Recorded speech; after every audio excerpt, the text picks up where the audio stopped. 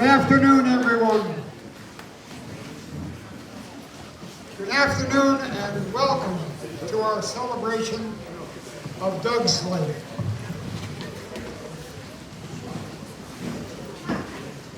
I'm George North, Doug's father, and on behalf of Doug's immediate family, Addison and Connor, his children, Vanessa, their mother, Nancy, Doug's sister, Stavro, her husband, who is more than a brother-in-law, he's a brother, and to Pierce, who is Doug's nephew.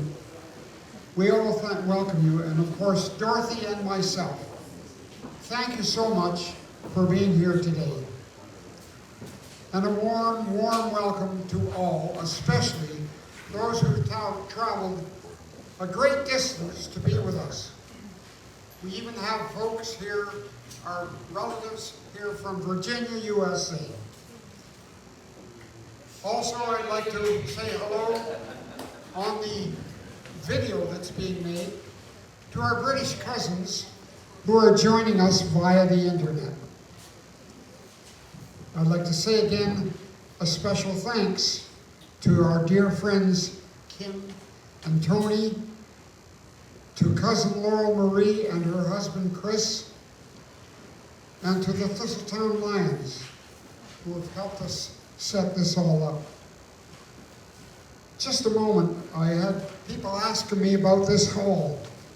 Now just give you, this grand old hall is the Thistletown Lions clubhouse.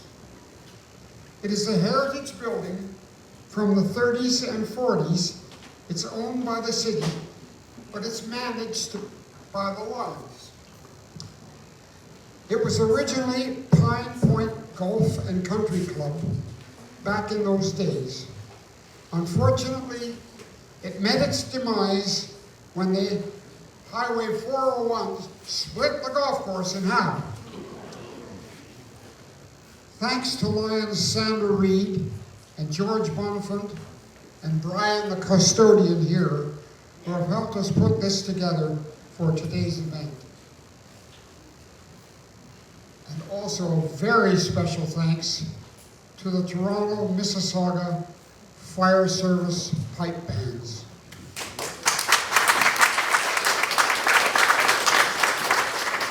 Doug thoroughly enjoyed being a member of both bands. It was his way of giving back, and he loved it. As the Indigenous chief, he's in the movies all the time, used to say, our hearts soar like an eagle. And when Doug was in the pipe band, Dorothy and I would have one of those eagle moments as we watched and listened and heard what wonderful music they play. Once more, thank you, Pipers, for being an important part of his life and for today that you did for us today. Collectively, here we have with us high school and university friends, fraternity brothers, business associates and co-workers, train enthusiasts. Well, I'm not sure if there are any train enthusiasts, but yes, well, I'm one. Pipe band members, social and special close friends, and of course, our extended family that are here today. This is a real tribute to Douglas. And thank you all for your support in that. We are truly grateful. Now at this time, I'll turn the mic over to my daughter, Nancy.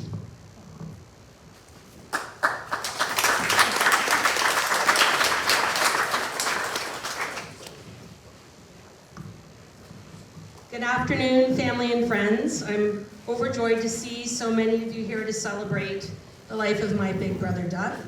If Douglas were looking down on me right now, he'd be making fun of my fluorescent pink binder because he would have no trouble speaking for any length of time without any notes.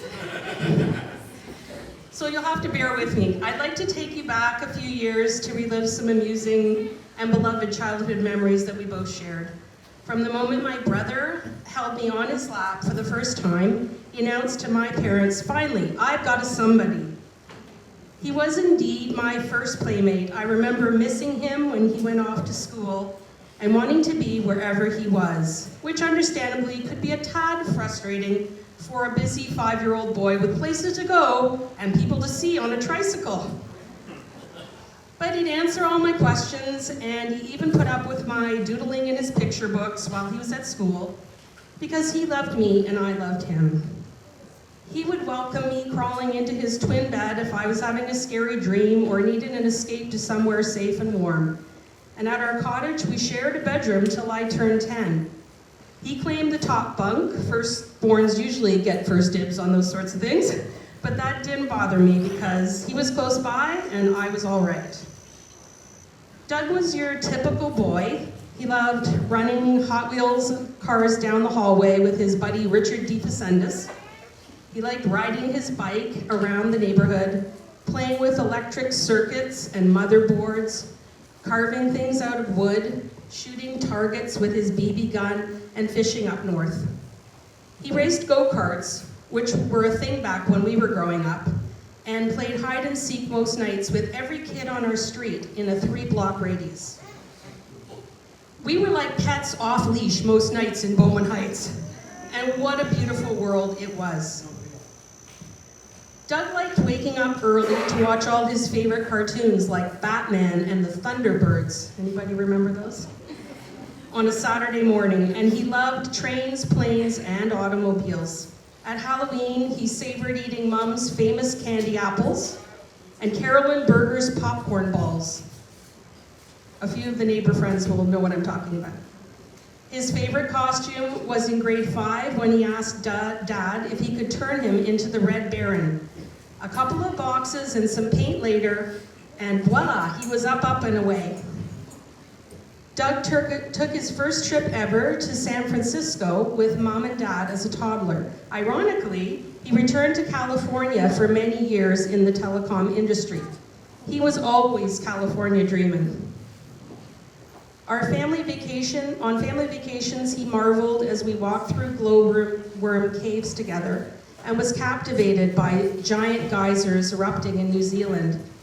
He swam with the pencil fish in Moorea and dove into the water with indigenous boys in New Caledonia. We even rode donkeys at Disneyland together, back when that was an original ride in 1972. My brother and his cousin Jeff, who is here today at the back, gave their mothers heart attacks when they took off ahead of us without notice, only to be found when heard screaming with delight, hands in the air, while descending a Zuma Flume ride. Boys will be boys, and Douglas was no exception. Sneaking into the drive-in in someone's trunk was another one of his boyhood rites of summer passage. Some of the neighborhood boys may fondly recall taking a tour of our infamous train room, which Dad created as a model railroading sanctuary in our basement, complete with a control tower from which one could operate the train layout. My brother continued to have a grand trunk love affair with model railroading that lasted his entire life, and brought many friends into the train fold along the way. His son, Connor, who also loves trains, lovingly added a train coach into Doug's final resting place so that he could keep riding the rails.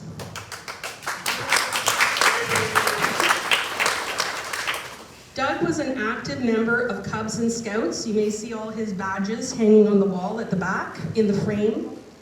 And for many years, and he took great pride in earning badges and going on jamborees where he collected patches that Mom lovingly sewed to his camp blanket. He later cultivated a great love of the outdoors at Camp Amick in Algonquin Park.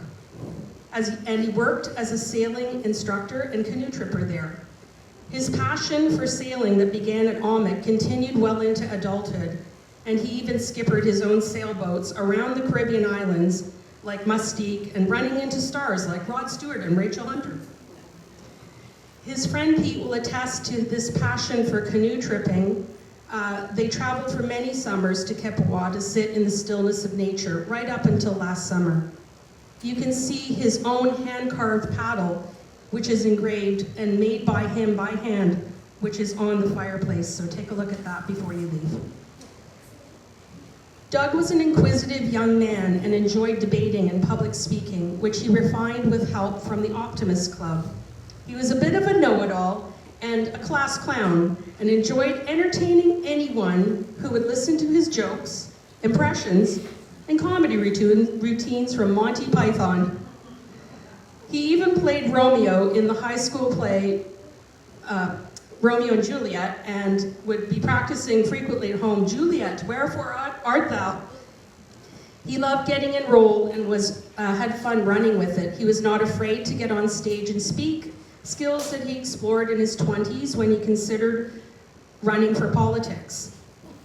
Those core skills became vital as well for his role in sales as a top producer in telecom in North America. And we spent most of our childhood summers at Woodland Beach in Tiny Township, in this heaven on earth which our great-grandfathers found for us about 100 years ago. Doug watched his elders build our family cottage from scratch at age 6. So it goes without saying that he was extremely handy. Most of his cottage on 3 Mile Lake in Muskoka, he plumbed, wired, and finished himself with Dad's help. His Woodland Beach days looked like sandcastles with moats, water fights, and board games that lasted multiple days, like Risk, or quiet time in the loft with comic books and a bag of candy from Culver's department store. For 25 cents, he could buy a whole paper bag full of Bigfoots and a buried treasure on a hot summer day. He loved sipping Lime Ricky from the pop shop and snacking on York Mint patties and Bounty bars. We enjoyed playing Monopoly and Battleship together, shucking corn, and setting up the buffalo cups to host the family corn roast to close out each summer. During the summer, his banana seat bike was his freedom. He used it to connect with cousins, especially Danny Heyman from Youngstown, Ohio, which Dad mentioned, who is here today. Doug eventually ventured over to Wasaga Beach on his bike to check out the scene, where he ended up landing a summer job as a pinball technician for Peter Janda and became a pinball wizard after a couple summers working in the arcade. He eventually became friends with the owner, who hailed from Florida, and introduced Doug to the world of NASCAR, where he raced stock cars in the Indy 500. Boogity boogity could Peter's pumpkin car ever go. And Doug eventually made sure he got his son to see a race and installed a love of Indy cars. Did you know that Doug was keen to work from a young age? Apart from household chores, which paid pretty decent money for those candy cravings, he worked at Kmart and would do regular impressions after work of the lady announcing, "Blue light special in aisle 5. He also worked at PJ's Pet Store in Sherway. One day, Douglas arrived home after his shift with a small green parrot, which he named Flavius Maximus. Not Pedro or Speedy, but a Latin gladiator name that none of us had heard of. I dare say that parrot lived up to his name one day at the cottage when he was challenged by a squirrel for cage territory. He was enamored with tropical fish. He had a tank in his room most of his growing up. He loved dogs and throwing Rags, our Yorkie, her pet mouse, down the hall. He also dearly loved Odie, his show dog with a big runway attitude, and Shadow, his beloved poodle companion. Addie is forever grateful, I'm sure, that Papa was a dog lover. Doug was very musical right from the start. He sang in the junior choir at Christ Church, Woodbridge, and made some really solid friendships through Sunday school and good times at our choir picnics. He played recorder, organ, and later bagpipes, dabbled on the piano, and sang as head chorister at St. James Cathedral for a number of years in the 70s. He toured England with the boys' choir and brought home some wonderful memories during those years at St. George's. He piped, as you saw, for both Toronto and Mississauga Fire, and was honored to pipe at late Mayor Hazel McCallion's funeral, as well as his beloved Aunt Lois. As he matured, his musical tastes and interests turned into listening appreciation. He loved spending time as a teenager mulling over the latest album at Music World Record Store in the Albion Mall. He'd buy the odd album and play it on Dad's turntable. He became our stereo guy, and sometime through high school, as he enjoyed paying regular visits to Stereo down on Albion Road, fawning over the latest equipment. This love affair with perfect sound balance and great speakers lives on.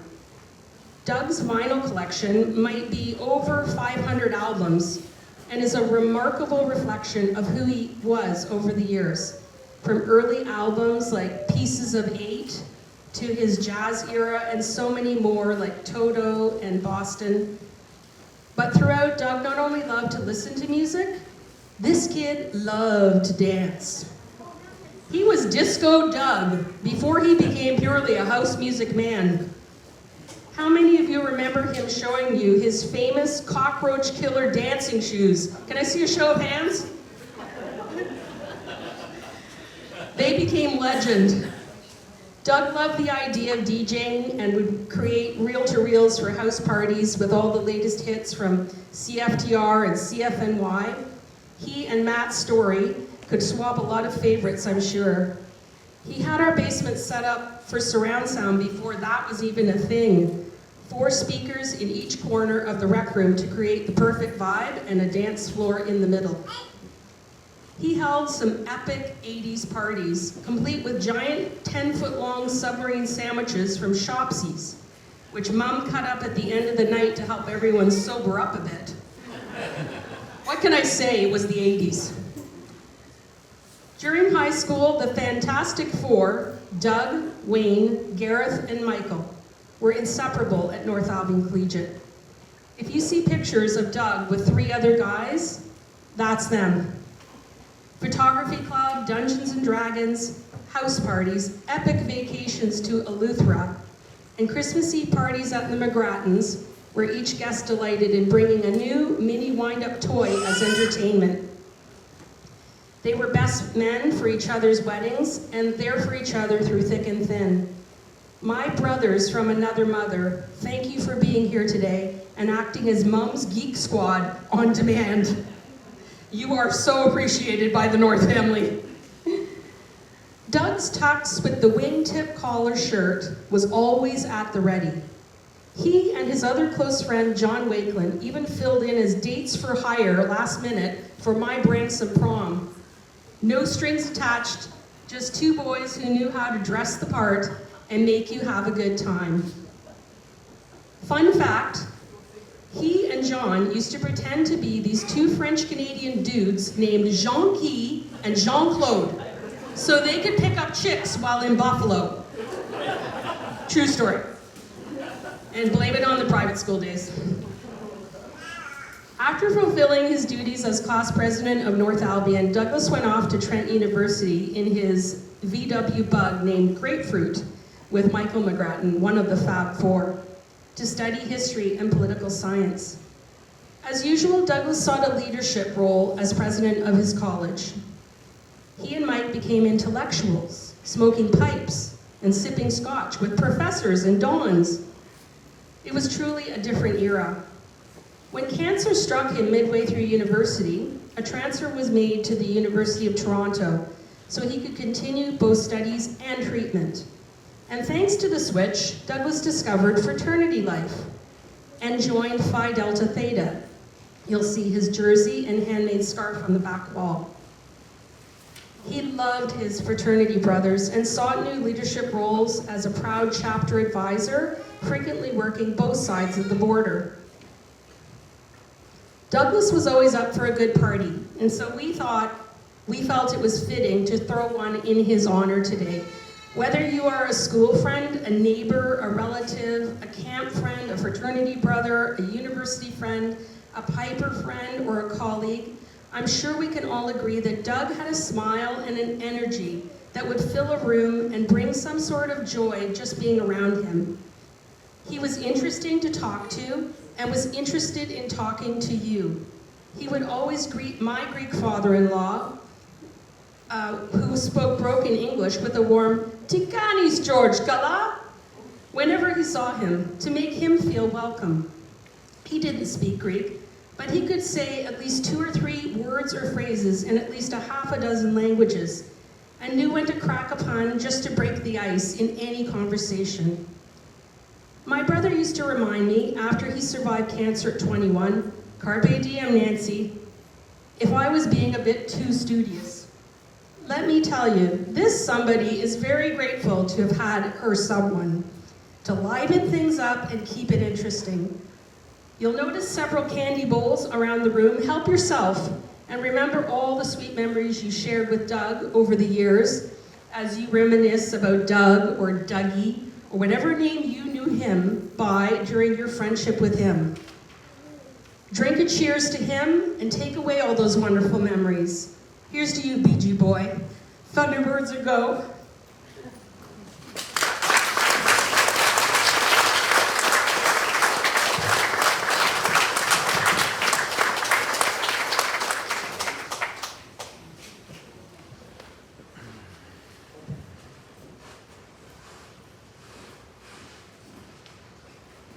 I'll invite Addison and Connor to come up now, please.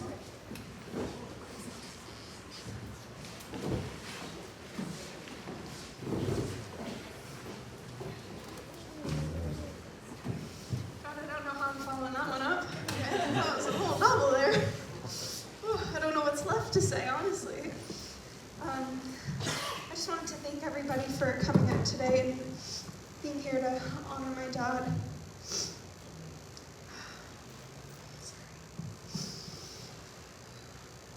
My dad, he was a very charismatic man.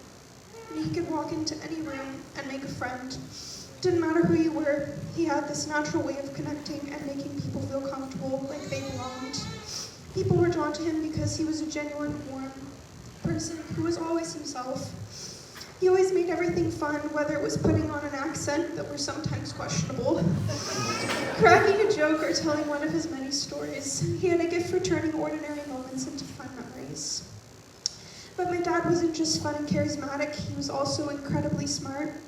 He had this sharp mind that came through in everything he did, whether it was solving a problem, giving advice, or sharing his thoughts about the world.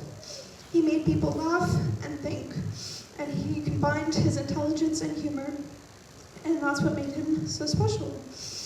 I was fortunate to spend endless evenings talking with him about school, history, philosophy, love, and life. His advice and opinions shaped who I am today and the values I hold close to my heart. Those conversations are treasures I will carry with me forever. I'm extremely proud to be his daughter, and I hope to carry his memories with me all through the good and bad of life that are yet to come. I love you, Pop. Thank you.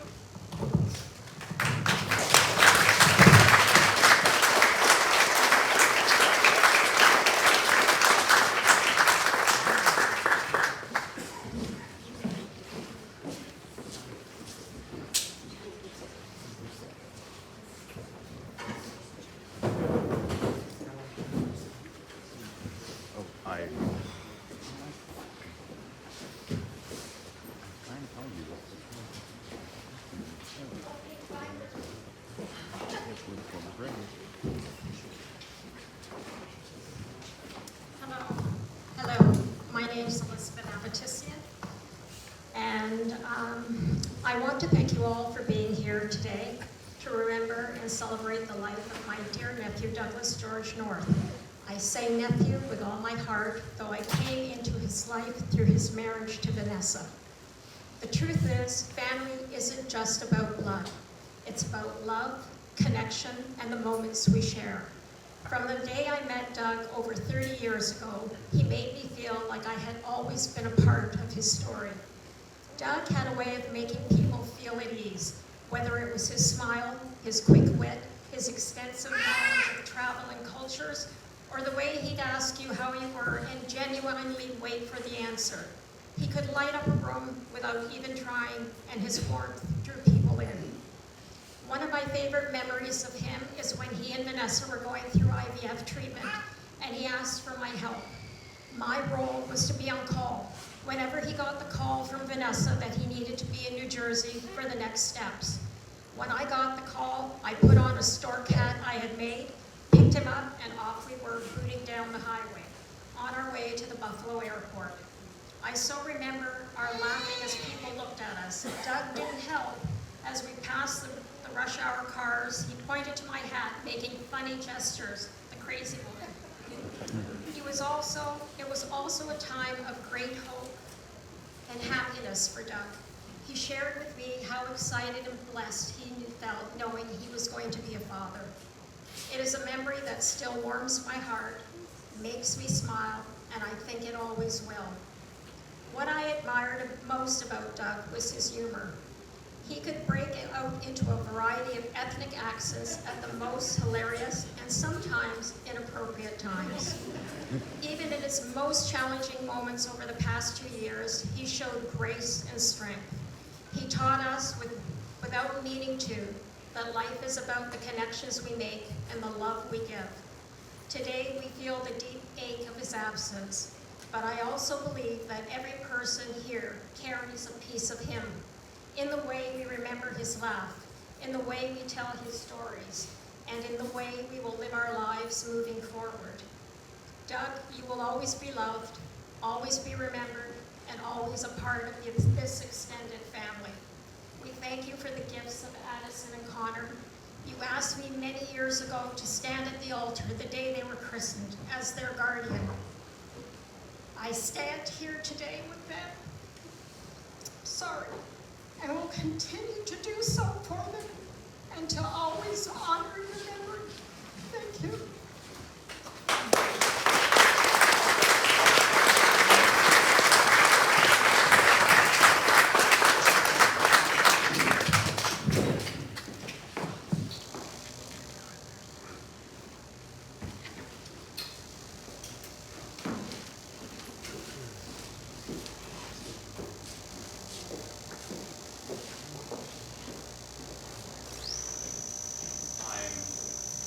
I am Peter Petrakis.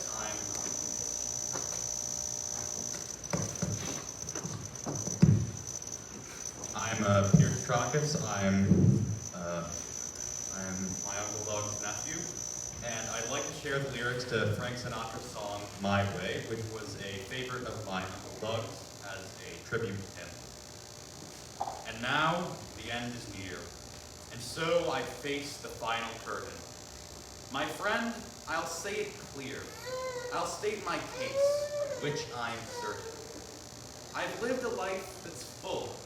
I've traveled each and every highway, and more, much more than this.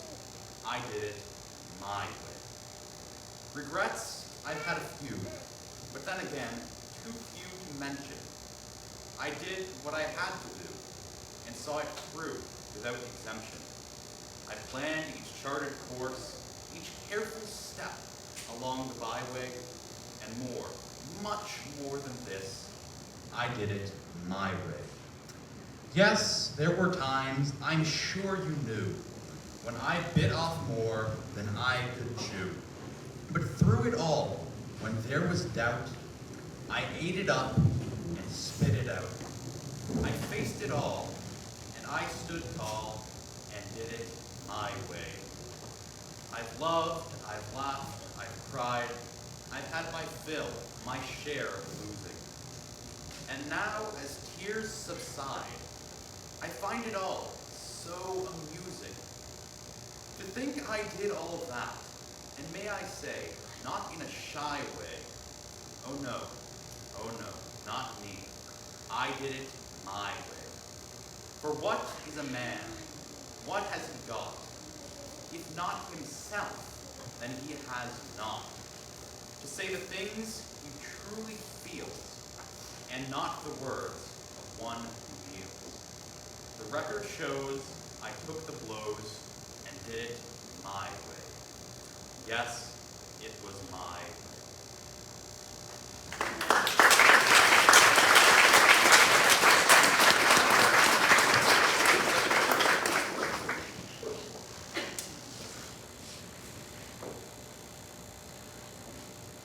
So now we'll continue with some open mic.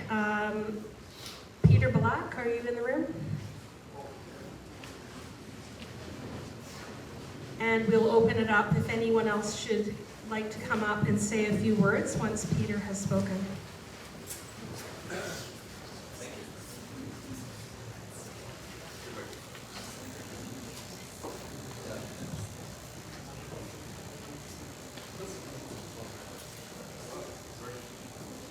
Pardon me, I wasn't ready to come up right away here, so I wrote some stuff down.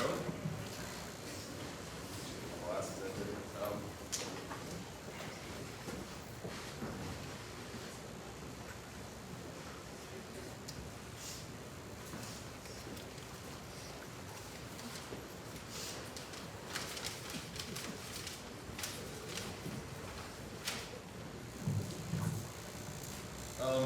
First of all, I just want to thank everyone for coming out today. Just thank Doug's family for having us out here today, just to come and have a place to celebrate Doug's life. I wrote some stuff down. I don't even know if I'm going to speak. It's kind of an emotional thing for me. Doug had become a brother to me, extended family. So I don't know how you guys got up here. I don't know how you guys got up here. You weren't as emotional as I'm feeling right now. So I think everyone knew Doug here different, and Doug was something different to everyone here. He was a father, he was a brother, he's an uncle, work colleagues, fraternity brother. To me, he truly was one of my best friends. He was a unique individual, and I told George and Dorothy, I can't replace Doug. In my 51 years of life, I've come across some unique people, and Doug truly was a unique human being. For many reasons, he was one of those people who I could just tell anything to. No judgments. I could confide in him. We would speak pretty much every day, whether he was sending some Instagram reel about politics or science or different things. And so losing him now, I've lost that connection of that brother that was that to me in life.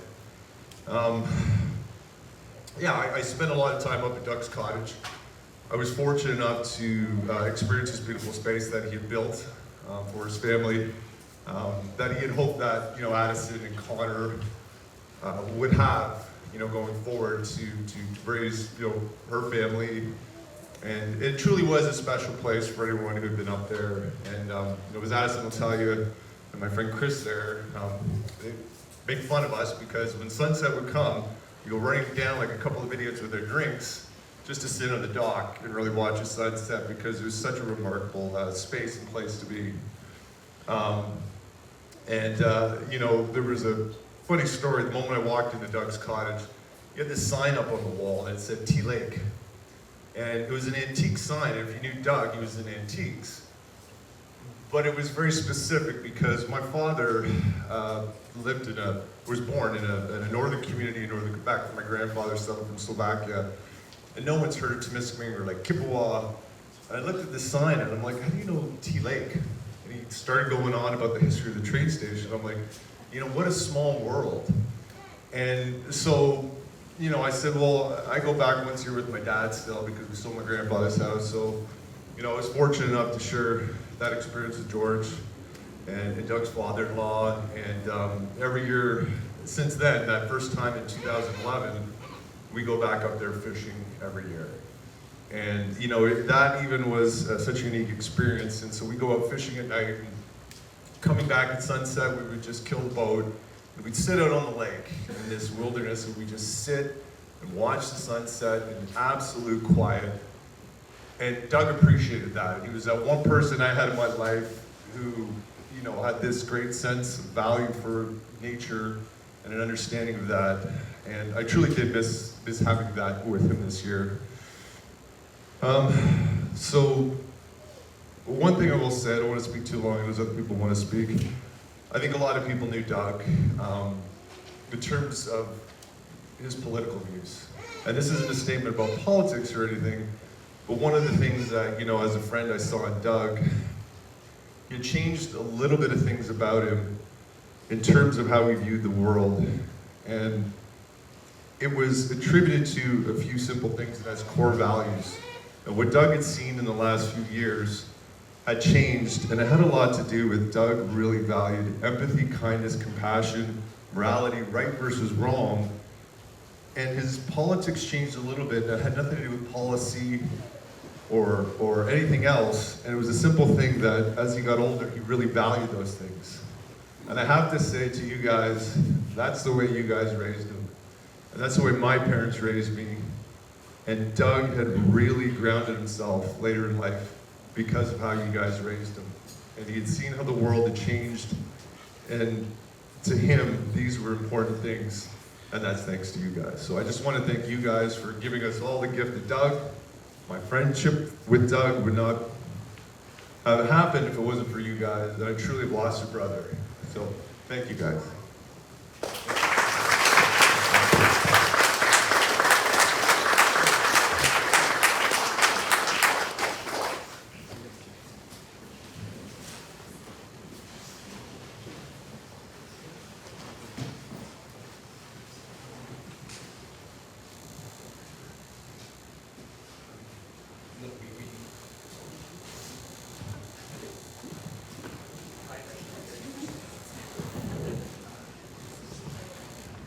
Hello. Oh, there we go. I was asked to say a few words in memory of my dear friend Douglas. Doug and I met some 45 years ago in high school through various clubs. Quite often, it was quite odd, given that our school was very clearly divided between the rockers and the discos. Doug, despite being somewhat of a disco dude, had a way of talking to people and making friends. Once he decided you were a friend, he was fiercely loyal. On one famous occasion, he booked me onto a Bahamian vacation. Little did he know that that would ignite a lifetime love of travel. Doug was a mentor, a listener, and a foil who helped me discover who I was. He stood up for me as best man at my wedding. In recent years, we were able to travel back to Eleuthera in the Bahamas to share some memories and a few glasses of scotch.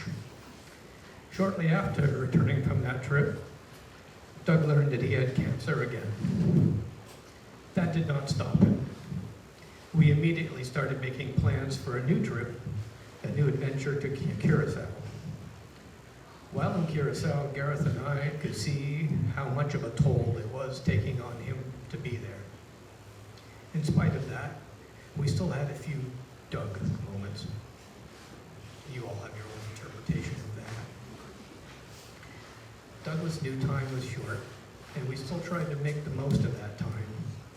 Sadly, we had less than we imagined, and we never did get to make that last drink date.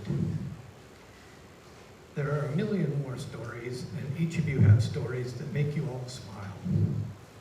I'm sure he's sitting with Michael, sharing a dram or two, and laughing his ass off at me trying to get through this speech. Know this, I will always toast his good name.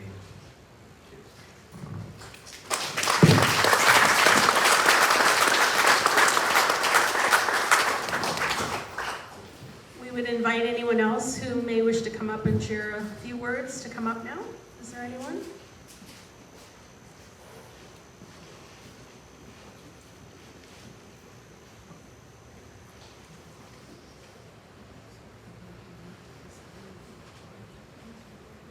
So I'd like to invite the Piper back, if he could just come, if he's there, and close this segment of the tributes.